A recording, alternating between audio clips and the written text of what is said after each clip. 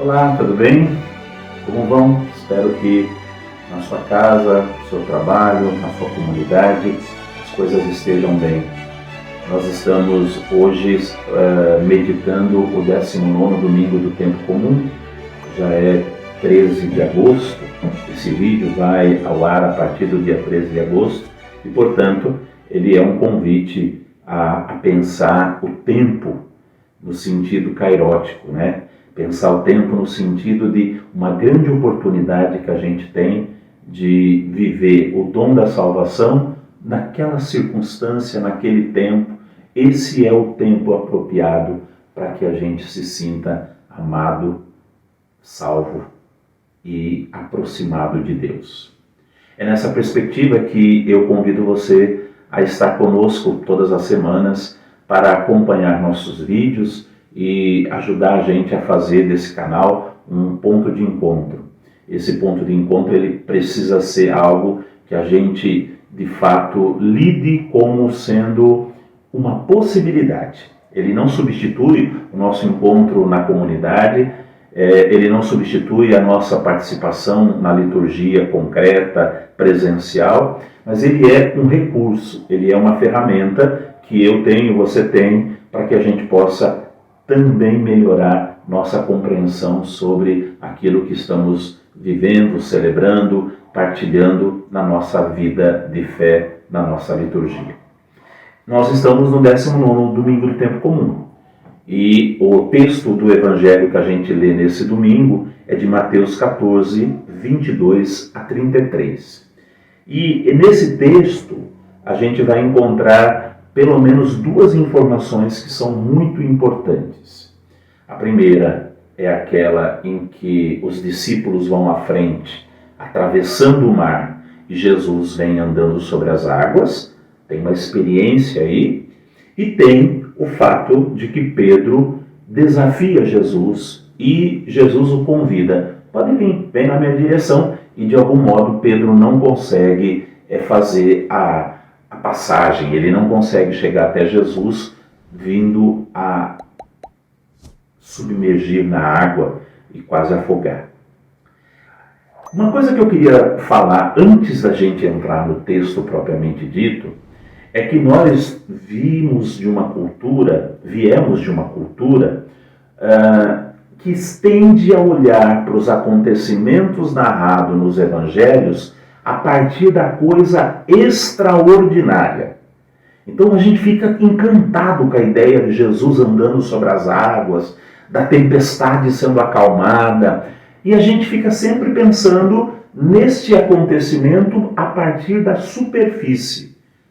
O vento está forte, Jesus manda acalmar, o vento acalma, louvado seja Deus.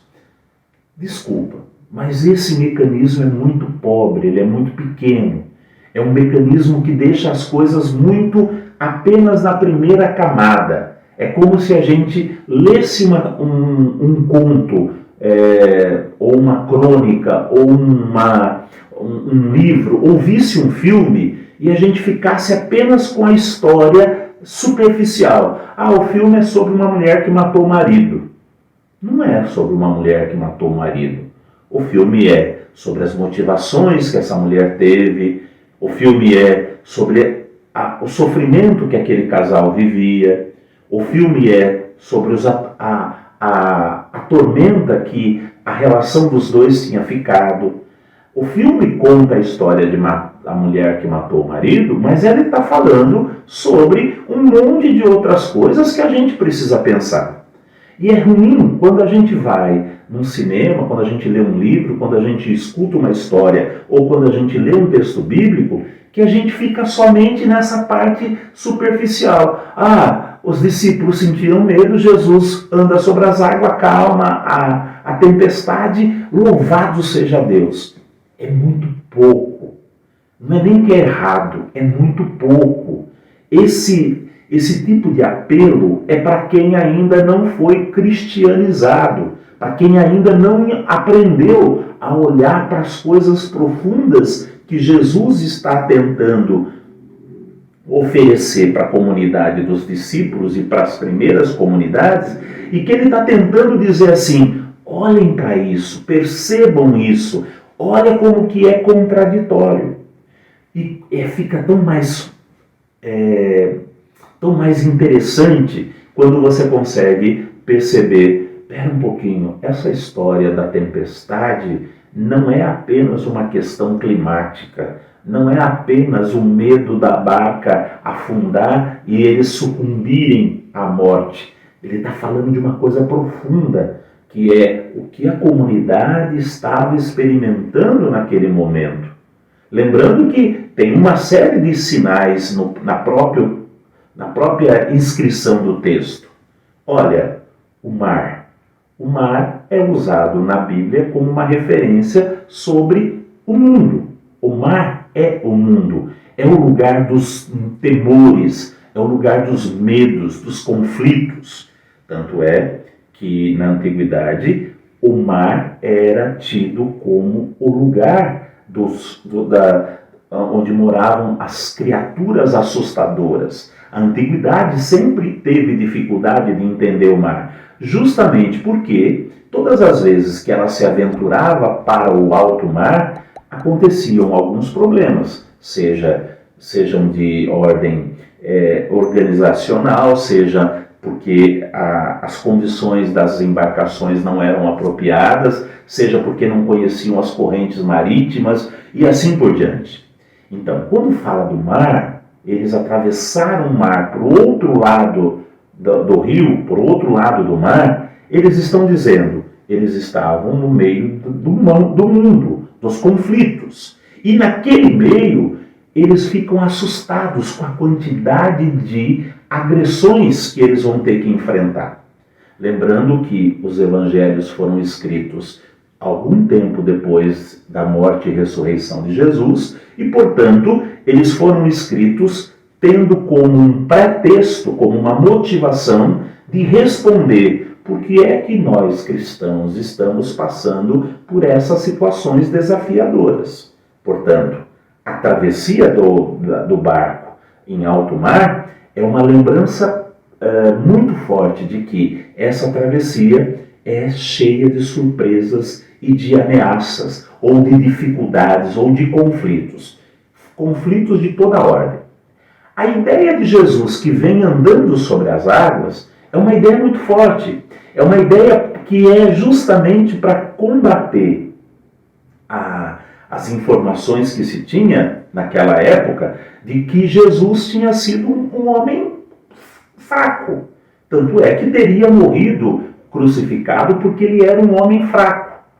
Lembrando que na antiguidade anterior a esse período que nós estamos falando, a antiguidade mais remota ainda, os deuses eles eram caracterizados pela sua fortaleza, por aquilo que eles apresentassem como uma resposta de supremacia sobre os demais.